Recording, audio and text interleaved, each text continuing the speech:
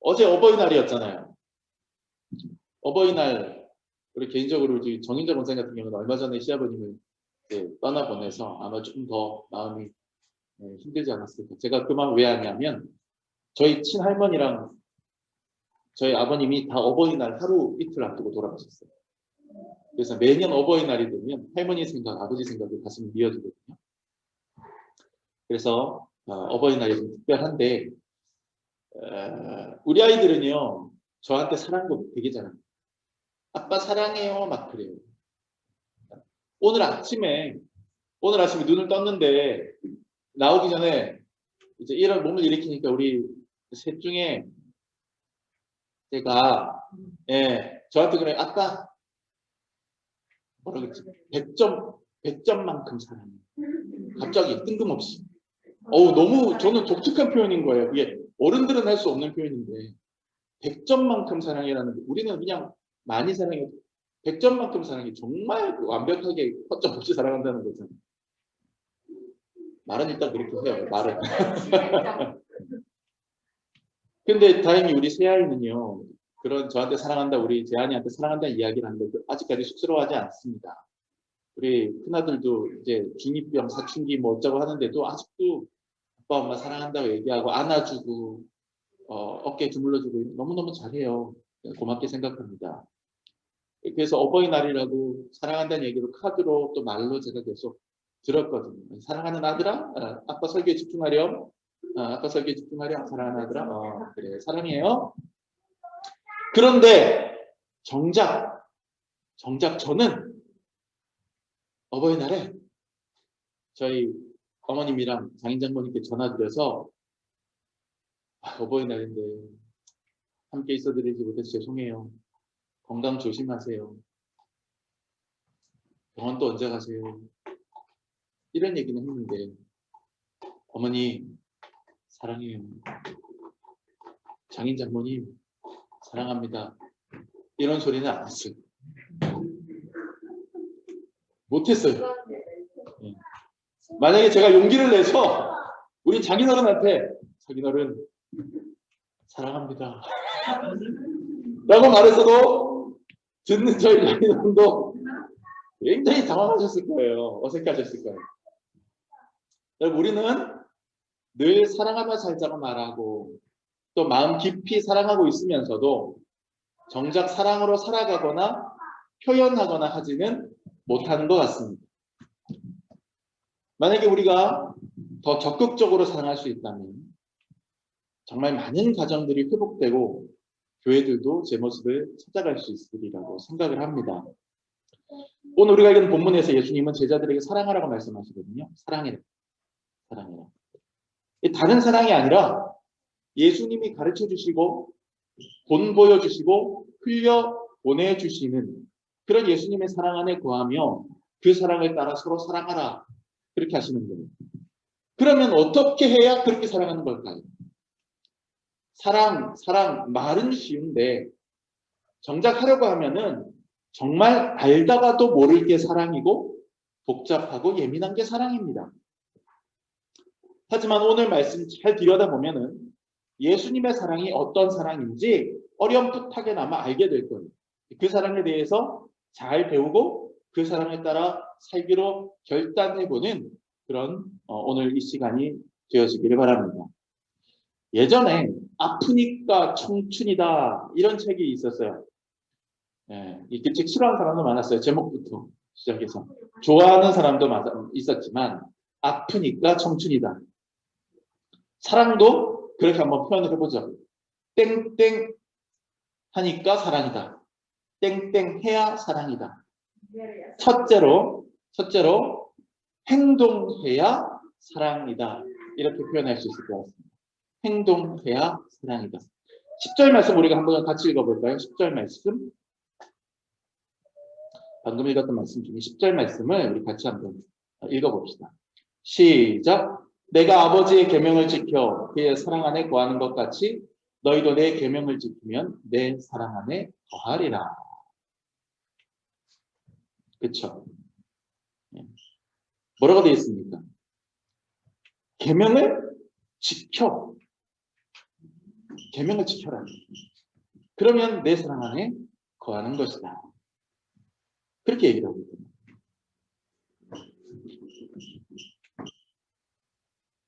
여기서 예수님은 사랑의 조건으로 아버지의 계명을 지키는 걸 제시합니다. 하나님의 계명을 지키는 실천이 있을 때 하나님의 사랑 안에 거하게 된다는 거예요. 14절 말씀도 한번 볼까요? 14절 말씀 같이 읽을게요. 시작. 너희는 내가 명하는 대로 행하면 곧 나의 친구라. 행하면. 내가 명하는 대로 행하면 곧 나의 친구라. 이렇게 얘기하고 있습니다. 예수님의 친구로 사랑받는다는 것은 곧 예수님의 뜻대로 행하는 거예요. 많은 사람들이 사랑을 감정이나 느낌으로 생각하거든요. 그렇게 되면 그건 일종의 소비되는 소비자가 되어버려요. 왜냐하면 감정이나 느낌은 계속 삿바시 유지가 안 돼요. 한번 확 불타올랐다가 잦아들었다가 다시 올랐다가 이런 사이클을 타는 게 감정이에요. 느낌이에요. 여러분, 우리는 자식들을 사랑해요. 근데 자식을 볼 때마다 늘 불타오르는 사랑이 감정이 생깁니까? 아니에요. 아유, 저놈의 자식. 이럴 때도 있단 말이에요. 분명히 있어요. 근데 이놈의 자식 할 때 그 자식을 사랑하지 않습니까? 사랑하는 거예요. 사랑해요. 사랑은 감정이야. 근데 사람들 그걸 착각해요. 그러니까 내가 감정이 식으면 나는 더 이상 저 사람을 사랑하지 않나 봐라고 생각해요. 저 사람의 감정이나 느낌이 왠지 나에 대해서 예전 같지 않다고 생각하면 저 사람은 나를 사랑하지 않나 봐라고 역시 생각할 수 있다는 거예요.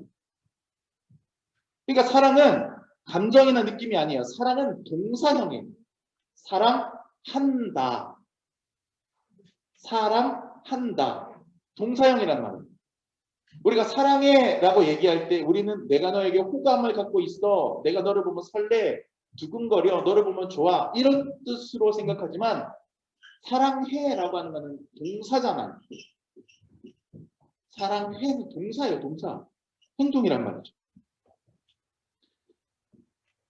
만약에 사랑이 행동이라면 느낌이나 욕망이 식더라도 여전히 상대를 위해서 사랑의 행동을 할 수 있어요. 그러면 행동을 하면 느낌이나 감정이나 욕망은 다시 일어날 수 있는 거예요. 어떤 부모가 아기를 향해서 사랑해 라고 말하면서 울어도 달래주지 않고 굶주려도 먹이지 않고 기저귀가 손톱으로 슬쩍 긁기만 해도 팍 터질 지경인데도 그냥 내버려 둔다면 그 부모는 아이를 사랑하지 않는 거예요. 행동이 없기 때문에. 사랑은 행동으로 표현되어야 하는 겁니다. 유명한 정신과 의사 스캇 팩이라고 하는 분이 이런 글을 썼어요. 나는 사랑하려는 욕구 자체는 사랑이 아니라고 결론 짓겠다. 사랑이란 행위로 표현되는 만큼만 사랑이다. 사랑은 의지에 따른 행동이며 의도와 행동이 결합된 결과다. 나는 아직 당신을 좋아해요. 나는 아직 당신한테 좋은 감정이 있어요. 라는 말은 계속할 수 있지만 그럼에도 불구하고 내가 그 사람을 위하여 무언가 행동하지 않고 노력하지 않는다면 나는 아직도 당신을 사랑해요. 라고 말할 수 있겠는 거예요. 스캇팩의 말대로 단순히 상대방이 보고 싶은 것, 단순히 상대방을 만나고 싶은 것, 함께하고 싶은 것 그 자체만으로는 사랑이라고 부르기에는 2% 부족하다. 이렇게 얘기할 수 있는 거죠. 그것은 사랑의 하나의 동기 내지는 사랑이라고 하는 것의 씨앗 아니면 어떻게 외적으로만 이렇게 드러나는 어떤 그런 하나의 현상 그것이라고 볼 수 있지 사랑의 본질은 아니라고 하는 겁니다. 사랑의 본질은 뭐냐? 상대방을 위해서 내가 무언가 하는 거예요. 상대방을 아끼고 좋아하고 섬기고 싶은 마음으로 무언가를 하는 거란 말이에요. 그를 위해서 편지를 쓰든가 그를 위해서 기도를 하든가 그가 필요한 것을 내가 준비하든가 그를 위로하든가 울면서 그에게 충고하든가 아무튼 행동이 따라야 진정한 사랑이다라고 하는 겁니다. 꽃이더러 꽃이라고 부르지 않잖아요. 꽃이 보고 꽃이라고 부르지 않잖아요. 나무의 씨앗 보고 나무 열매라고 부르지 않지요. 꽃씨 안에는 장차 꽃이 미래가 담겨 있고 나무 그 열매 씨앗 안에는 앞으로 나무가 되고 열매가 될 수 있는 그 미래가 담겨 있지만 그 씨앗 자체가 꽃이 될 수는 없고 씨앗 자체가 열매가 될 수는 없어요. 그것을 심고 정성껏 가꾸어서 마침내 꽃이 필 때 그것을 보고 꽃이라고 부르는 거예요. 열매라고 부르는 거예요. 사랑의 감정을 갖거나 사랑의 의도를 갖거나 사랑의 욕망을 갖는 것만으로 사랑은 아닙니다. 그건 씨앗일 뿐이에요. 사랑은 우리가 행동으로 표현할 때 꽃이 되고 열매가 되는 거죠. 여러분이 하나님을 사랑한다면 하나님이 기뻐하시는 일을 행해야 돼요. 오늘 말씀의 표현대로 하면 나의 계명을 행하는 거예요. 하나님의 계명을 행하는 거예요. 그게 예배가 되든 기도가 되든 전도가 되든 뭐가 되든 봉사가 되든 뭐든 그 계명을 행하는 거예요. 또 우리가 이웃을 사랑한다면 이웃을 위해 무언가를 해야 되는 거예요. 기부를 하든 기도를 하든 무료급식 봉사를 하든 찾아가서 어루만지고 위로를 하든 행동으로 표현되어야 하는 거예요. 우리가 사완이 형제를 위해서 우리 정희정 목사님, 유근배 목사님 두 분이 정말 정성으로 가서 그 외국에서 온 노동자를 위해서 섬기고 봉사하는데 그것이 사랑의 행동이잖아요. 근데 이 두 분이 사완이 형제를 보면 가슴이 더 두근거리고 설레고 얼굴이 빨개지고 이럴까요? 아니에요. 그렇지는 않을 거란 말이에요. 사랑은 감정이 아니에요. 감정은 사랑에 뒤따라오는 몇 가지 결과적 현상 중에 하나일 뿐이에요. 사랑은 행동이에요. 마음이 설레지 않아도 그 사람을 위해서 내가 그래서 열심히 노력하고 봉사하고 그 사람 안타까워하는 그런 모습으로 내가 행동하니까 그 행동 자체가 사랑인 거예요. 사랑은 행동이에요. 행동. 근데 많은 사람이 이걸 착각해요. 감정으로 착각한단 말이에요. 우리가 우리의 가족이나 우리의 연인이나 우리의 부부간의 배우자를 사랑한다면 우리의 자녀를 사랑한다면 그를 위해서 무언가 해야 되는 거예요. 아무 행동도 없이 그저 감정이나 말로만 사랑을 말하고 얘기하는 것은 마치 뜯지 않은 택배 상자 안에 보물을 넣어두고 상자만 쓰다듬으면서 열어볼 생각하지 않고 그냥 흡족해 하고만 있는 것과 뭐가 다르냐는 거죠. 우리 옆 사람을 향해서 한번 말해봅시다. 당신을 사랑하기 위하여 제가 무언가 하겠습니다. 이렇게 한번 얘기해봅시다. 당신을 사랑하기 위해 제가 무언가 하겠습니다.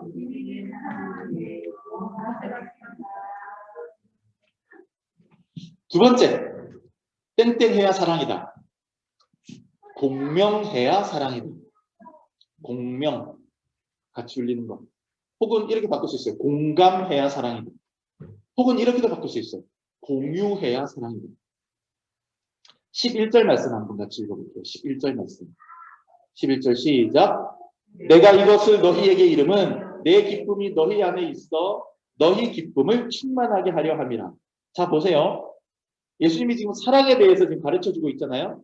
내가 너희에게 지금 사랑에 대해서 가르쳐주고 있는 것은 내 기쁨. 내 기쁨. 여기 누구의 기쁨이에요? 예수님의 기쁨이에요. 예수님의 기쁨이 너희 안에 있어요. 여기서 너희는 누구예요? 제자들이란 말이에요. 예수님의 제자들. 예수님의 기쁨이 제자들 안에 있어서 그래서 너희의 기쁨, 제자들의 기쁨이 막 충만해집니다. 예수님이 지금 사랑을 가르치시면서 이 얘기를 하고 있어요. 예수님의 기쁨이 제자들 안에 있어 제자들의 기쁨이 충만해집니다. 그러니까 예수님의 감정과 제자들의 감정이 통하는 거예요. 공명하고 있는 거예요. 공유되고 있는 거예요. 감정이 공유가 되고 있는 거예요. 우리가 어떤 벽에 부딪혔다라고 생각하고 내가 사랑받지 못한다라고 느낄 때가 어떤 생각이 어떨 때냐면 나는 너무 기쁜데 이 사람은 이렇게 쳐다보고 있거나 나는 너무 힘든데 이 사람은 이렇게 하고 있으면 그러면 나는 사랑받지 못하는구나 라고 생각되게 돼요. 공감과 공명과 공유는 사랑의 조건입니다. 사랑은 상대를 이해하는 거예요. 상대의 눈물을 같이 나누는 것이고 상대의 행복도 같이 느껴주는 거예요. 같이 서 있으면서도 딴 세상 사는 사람처럼 하는 게 아니라 같이 기뻐하고 같이 슬퍼하는 것, 서로의 마음을 알아주는 것. 알아주고 같이 느끼려고 몸부림치려고 노력하는 거, 그게 사랑의 과정이에요. 잘 이해가 되지 않아도 이해해보려고 노력을 하고, 어쨌거나 노력하고 애쓰는 그런 과정, 공명과 공감에 몸부림치는 과정 자체가 더 많이 사랑하게 되는 과정인 거죠. 단 우리가 혼동하지 말아야 될 것이 있습니다. 그건 바로 공감과 동정의 차이예요. 공감과 동정. 그러니까 드러나는 형태는 동일해요. 상대에 대해서 내가 감정을 느껴요. 근데 그 내용은 좀 달라요. 이 둘, 그러니까 공감과 동정이라고 하는 거는 둘 다 사랑의 한 형태긴 해요. 사랑함으로써, 상대방을 사랑함으로써 나타나는데 감정 현상이에요. 그러나 동정보다 공감이 조금 더 사랑의 본질에 가깝다고 저는 그렇게 생각합니다. 보세요. 공감은 상대방을 함께 느끼는 거예요. 반면에 동정은 상대방을 향해서 내가 느끼는 거예요. 공감은 상대방이 지금 느끼고 있는 감정을 기쁨이든 슬픔이든 행복이든 아픔이든 나도 함께 느끼는 거예요. 반면에 동정은 상대방의 감정과 상관없이 그를 바라볼 때 내 감정입니다. 공감은 그런 일을 겪었다니 상처가 정말 컸겠어요. 이야기 듣는 저도 그 상처가 느껴져요. 저도 아파요. 라고 말하는 거예요. 그러니까 상대방의 아픔에 집중해 주는 거죠. 반면에 동정은 그런 일을 겪었다는 이야기를 들으니 내 마음이 너무 아파요. 라고 얘기하는 거예요. 이게 비슷해 보이지만 큰 차이예요.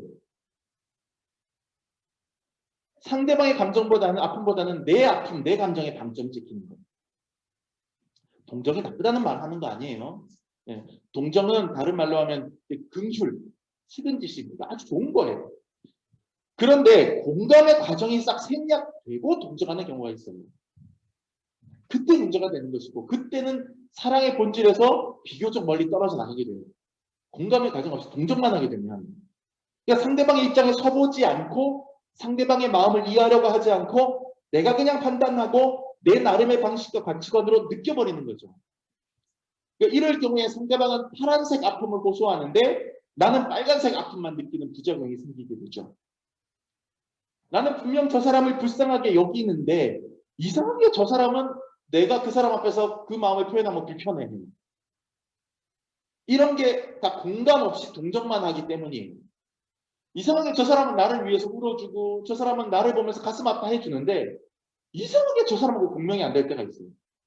왜냐하면 나는 이게 아프다고 얘기하는데 저 사람은 혼자서 자꾸 딴 얘기하면서 너를 보면 내 마음이 아파 이 얘기를 하거든요. 그러면 고마운데도 왠지 모르게 내가 공명이 안 된다는 느낌이 들지요.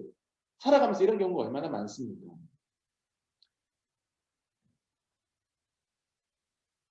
그러니까 공감 없이, 공감도 동정도 다 좋은 건데 공감을 하게 되면 동정은 자연히 생겨요. 근데 공감 없이 동정만 하게 되면 이거는 자기 만족의 감정으로 빠질 수 있어요. 나는 그래도 이렇게 착한 사람이야. 이렇게 책임지심을 가지는 사람이야. 이런 자기 만족. 조금 더 극단적으로 얘기하면 다소 이기적인 태도가 될 수도 있다는 얘기예요. 그러니까 공감함으로 동정해야지 공감 없이 동정하는 건 위험합니다. 약간. 상담학의 기본이 바로 그래서 공감이잖아요. 공감 능력이 없으면 제대로 된 상담은 불가능합니다. 어떤 사람하고 상담하는데 이 사람이 막 힘들다고 얘기하면 그거에 대해서 분석만 하려고 하고 조언만 하려고 하면서 그 사람이 아픈 걸 함께 얼마나 아팠어요 세상 이렇게 해줄 수 없다면 그러면 상담이 안 되는 거예요. 상대방이 마음의 문을 안 열게 되겠죠. 그런데 바로 이 공감 능력을 거슬러서 올라가면 우리가 어릴 때 맺은 관계들이 있어요. 우리가 상대방을 공감을 하는 그런 능력은 어디서 오느냐? 우리가 점점 거슬러서 어릴 때로 가면 우리의 부모님이라든지 우리의 이웃이라든지 아니면 우리가 처음 관계를 맺었던 선생님이라든지 이런 분들하고 이런저런 여러 가지 관계들을 맺잖아요. 그런 관계들을 맺으면서 여러 가지 사건을 얽히면서 타인의 아픔과 기쁨을 함께 나누고 공감하는 법을 우리는 자연스럽게 습득하게 되고 경험적으로 얻게 됩니다. 그래서 세상 심리학이나 상담학에서 말하는 공감의 근원은 거기에 유년 시절, 한 유아 시절에 나와 관계가 맺은 존재. 엄마라든지 아빠라든지 뭐 이런 것들. 그게 이제 주로 세상 심리학이나 상담학에서 탐구하는 주제. 그런데 오덴이라고 하는 신학자가 있어요. 이 오덴이라고 하는 신학자는 거기서 좀 더 거슬러 올라가야 된다고 주장합니다. 공감의 근원을 찾기 위해서, 공감 능력의 근원을 찾기 위해서, 공감의 경험을 제대로 배우기 위해서 거슬러 올라가면 세상의 어린 시절에 우리의 부모님과 선생님이 나옵니다. 그런데 그것보다 더 거슬러 올라갈 수 있다는 거예요. 더 거슬러 올라가면 우리 공감의 근원은 바로 하나님 안에 있다. 특히 하나님의 사랑이 바로 우리 인간이 갖고 있는 공감 능력의 근원이다. 이렇게 얘기하는 거예요. 왜냐하면 하나님의 사랑은 곧 공감 능력이거든요.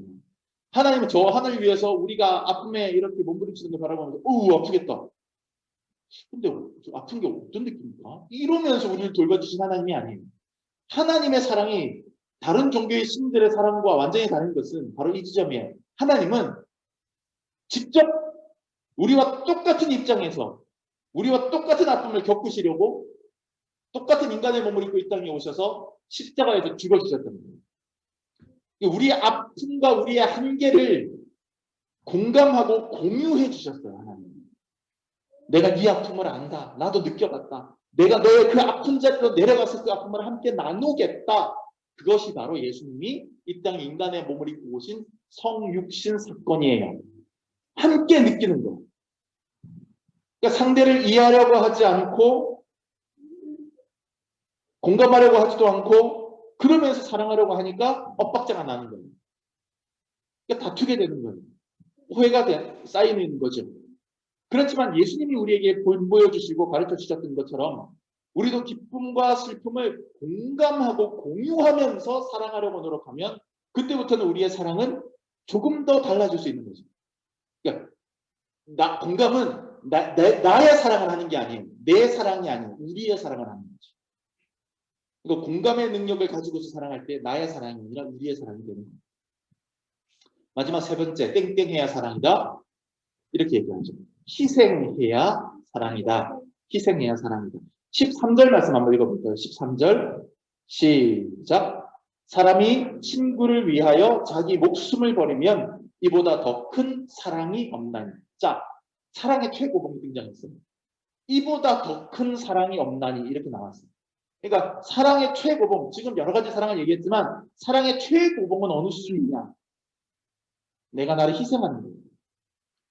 내가 사랑하는 상대방을 위해서 내가 내 모든 것을 내어놓을 수 있을 때 그게 사랑이라는 거죠. 자식 키워보면 이게 무슨 말인지 바로 알아요. 자식 때문에 속이 뒤집어지잖아요. 내 시간이 없어요. 육아하다 보면 기력이 다 빠져요. 신경도 막 예민하고 곤두섭니다. 그런데 그걸 다 감당합니다. 왜? 사랑하니까. 어떨 때 저는 그런 생각이 들 때도 있어요. 사람이 아기 때부터 점점 커나가는 거는 얘네가 커나가는 것마다 자기 부모님들의 것들을 쪽쪽쪽 빨아먹으면서 커나가는 게 아닌가.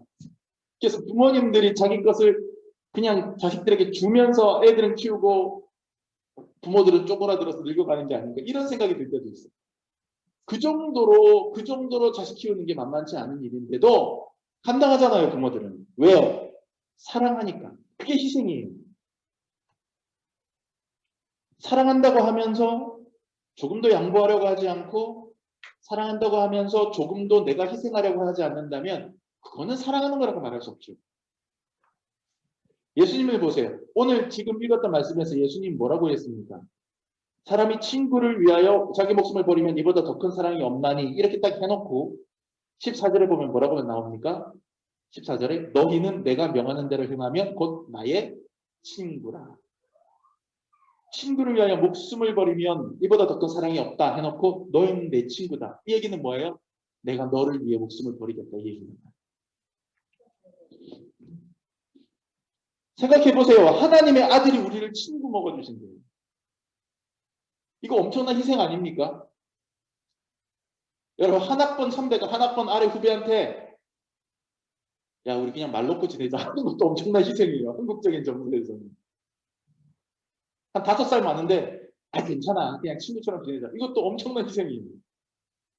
그런데 하늘의 하나님이 먼지 같은 우리 인간들과 친구 되어주시는 것도 엄청난 희생인데 그것도 모자라 그들을 위해서 내 목숨을 주신다. 십자가에 달려 나 대신 죽어주신다. 어마어마한 희생 아닙니까? 가장 완벽한 사랑의 형태가 되는 것이죠. 성경은 헬라어로 쓰여졌잖아요. 그리스어. 이 그리스어에서 사랑이라고 번역되는 몇 가지 단어들이 있어요. 제일 첫 번째가 에로스라고 하는 거예요. 에로스. 에로스는 뭐예요? 남녀 간의 사랑, 격정적인, 육체적인 사랑. 그래서 여기서 이제 에로물, 에로티시즘 이런 얘기가 나오잖아요. 그렇죠? 예. 그래서 아주 뭔가 좀 생물학적이고 육체적인 그런 사랑. 그런 걸 얘기하는 거죠. 그 다음에 필로스라고 하는 헬라어 단어가 있어요. 필로스. 이거는 뭔가 좀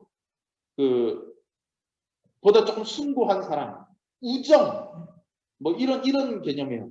그러니까 우리가 철학을 영어로 뭐라고 부르죠? 필로소피 그러잖아요. 예, 필로소피. 그래서 여기서 말하는 앞에 필로가 바로 이 필로스하고 같은 어근이거든요. 그러니까 지혜에 대한 사랑, 그러니까 뒤에 소피아는 지혜니까 필로소피아는 지혜에 대한 사랑 이렇게 되는 거거든요. 요때 말하는 것도 사랑입니다. 그러나 헬라어가 그리스어가 표현하는 사랑이라고 하는 단어 중에 에로스나 필로스 말고 가장 완벽한 사랑의 형태를 표현할 때는 에로스나 필로스라는 사랑 그 단어를 쓰지 않습니다. 그때는 무슨 단어를 씁니까? 여러분이 많이 들어서 알고 계신 단어 아가페라는 단어를 쓰는 거예요. 그때는. 그런데 왜 아가페라는 단어를 가장 완벽한 형태의 사랑을 표현할 때 아가페라는 단어를 쓰느냐? 동생어로 하면 아가파오, 그죠? 아가페, 아가파오. 그 안에는 에로스나 필로스와는 다르게 나를 버려서 사랑한다는 뜻이 깃들어 있는 단어라서 그래요. 희생의 개념이 들어있는 그 단어가 그 아가페라는 단어죠. 에로스는 자기의 욕망을 충족하는 그런 사랑이에요. 필로스는 자신의 어떤 자아를 실현하는 그런 사랑이에요. 그러나 아가페는 자기를 던져버리는, 자기를 갈아 넣는 사랑이에요. 그래서 그 희생이 있기 때문에 아가페가 온전한 사랑이 되는 거죠. 성경에 말하는 예수님의 사랑이 바로 아가페 사랑입니다. 아가페 사랑. 안타깝게도 많은 사람들이 희생하지 않으면서 사랑하려고 합니다. 예컨대 어떤 사람들은 결핍감을 가지고 있어요. 결핍감. 뭔가 허전하고 막 채워지지 않는 어떤 것들. 그걸 채우기 위해서 누군가에게 의존하게 돼요. 그리고 그 의존 욕구를 사랑이라고 착각하기 시작합니다. 내가 어릴 때부터 채워지지 않는 어떤 게 있는데 저 사람이 그걸 좀 채워줄까 해서 하는데 물론 이제 사랑의 동기가 거기서부터 출발을 할 수는 있지만 거기서 한 걸음 더 못 나가면서 계속해서 의존 욕구, 내 결핍감을 채워주는 용도로만 대상을 소비하는 거죠. 그렇게 되면 어떻게 됩니까? 끊임없이 내 결핍감을 상대방이 채워주기를 바라기 때문에 계속해서 기대하게 되고 계속해서 요구하게 돼요. 그러면 내가 상대방에게 무언가를 해주려고 하기보다는 나의 결핍감을 상대방이 채워주기만 바라게 돼요. 그러면 점점 상대방을 위한 나의 노력, 상대방을 위한 나의 섬김, 상대방을 위한 나의 희생은 약화되는 거죠. 그러다 보니 갈등이 생기게 되는 거죠. 더 받으려고 하니까. 옛날에 녹색지대라는 가수가 있었어요. 듀엣 가수가. 떡거리시는 분들은 나이가 있는 거고. 네. 뭐야 그게? 이러고 있는 우리 하민희 주민이는 그쵸? 녹색지대라는 그룹이 있었어요. 그 그룹이 크게 히트쳤던 노래 중에 사랑을 할 거야 라는 노래가 있어요. 그 노래 가사에 이런 게 있어요. 모든 것을 주는 그런 사랑을 해봐. 받으려고만 하는 그런 사랑을 해봐. 기가 막혀요. 이 기독교인이 썼는지 노래 가사를. 모든 것을 주는 그런 사랑을 해봐. 받으려고만 하는 그런 사랑 말고. 이야. 그 노래 가사 누가 썼는지 아주 아가페적인 가사를 썼어요. 우리는 이런 사랑을 해야 됩니다. 자기를 낮추고 자기를 희생할 줄 아는 사람. 그것이 바로 예수님이 직접 삶으로 본보여 주신 사랑의 최고 단계가 되는 것이죠. 이제 말씀을 정리할게요. 오늘 말씀 이렇게 끝납니다. 17절 말씀 한번 볼게요. 17절 말씀. 내가 이것 같이 읽어볼게요. 17절 시작. 내가 이것을 너희에게 명함은 너희로 서로 사랑하게 하려 함이라. 아멘. 자, 예수님이 사랑에 대해서 쭉 말씀하신 다음에 내가 이것을 너희에게 가르쳐 주는 거는 너희끼리 서로 사랑하게 하기 위함이다. 그러니까 실제로 배운 대로 좀 사랑했으면 좋겠다. 그러려고 내가 지금 이 얘기하는 거야. 이렇게 하고 이제 얘기를 마무리를 하는 것이거든요. 자, 여기서 너희로 서로 사랑하게 하려 한다라고 하니 서로 사랑이라는 네 글자에 좀 주목하기를 바랍니다. 이 서로 사랑이라고 하는 것은 요한 문서의 특징이에요. 요한 문서라고 하는 것은 요한복음, 요한 1서, 요한 2서, 요한 3서. 그러니까 사도 요한의 계보를 이어받은 이렇게 요한계시록까지 사도 요한의 계보를 이어받은 문서. 요한이 썼거나 그의 제자들이 썼거나 그의 신학의 영향을 받은 사람들이 썼거나 간에 그걸 요한 문서라고 부르는데 그 요한 문서에 나타나는 표현입니다. 다른 성경에는요, 다른 복음서에는요, 하나님을 사랑하라, 내 이웃을 사랑하라, 원수를 사랑하라 이런 얘기는 나와도 서로 사랑하라 이런 얘기 안 나와요. 그러니까 그냥 다 퉁쳐가지고 서로 사랑한다라고 하니까 이웃 사랑 뭐 마찬가지겠지 이렇게 생각하는데 아닙니다. 요한 문서에 나타나는 서로 사랑은 다른 사랑하고 달라요. 그러니까 요한 문서에는 새 계명을 너희에게 더하는 서로 사랑하라 이렇게 나오거든요. 그러니까는 하나님 사랑과 이웃 사랑이 옛 계명이에요. 10계명. 하나님을 사랑하고 이웃을 사랑하라 이게 옛 계명이에요. 10계명. 근데 거기에 더해서 플러스해서 새 계명 하나를 더한다는 게 요한 문서의 특징입니다. 많은 분들이 잘 모르는데 이걸 많은 설교자들도 잘 모르고 서로 사랑 설교하면서 이웃 사랑하고 똑같이 내용으로 설교를 하는데 아닙니다. 서로 사랑은 그렇지 않아요. 서로 사랑은요, 범위가 좁은 사랑이에요. 여기서 범위가 좁다는 것은 사랑 자체의 범위가 작다는 얘기가 아니라 사랑의 대상의 범위가 작은 거죠. 하나님의 사랑, 하나님 사랑은 대상이 누굽니까? 하나님을 사랑하는 거예요. 이웃 사랑은 대상이 누굽니까? 우리 주변에 있는 사람들, 이웃들, 뭐 정육점 총각, 미얀마, 투사들, 아프리카 난민들, 그거 다 이웃이에요. 서로 사랑은 내 옆에 있는 사람. 왜 이렇게 얘기를 하냐면 요한 문서가 쓰여졌을 때 그 수신인들은 핍박 가운데 있던 사람들이었어요. 그 비르카트 하미님이라고 나중에 역사에 보면 이단 저주법령이 나와요. 그래서 누구든지 예수를 주님이라고 고백하는 사람은 이단으로 정죄가 되면서 유대 공동체 안에서 쫓겨나게 됩니다. 쫓겨나게 돼요. 그 과정 속에서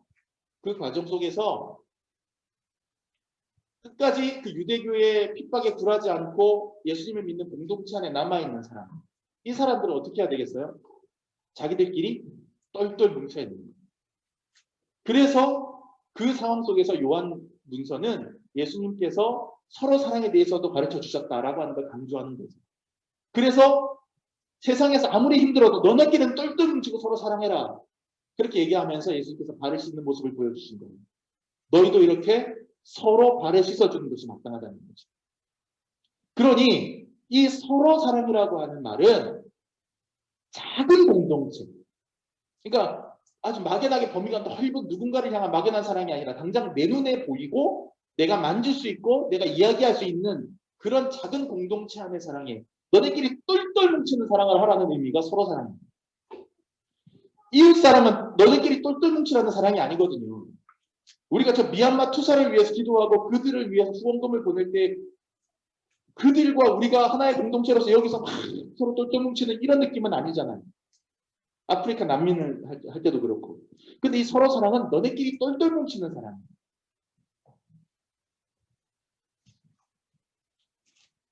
내가 전도 대상자로 삼고 사랑으로 기도하고 있는 사람이 있어요.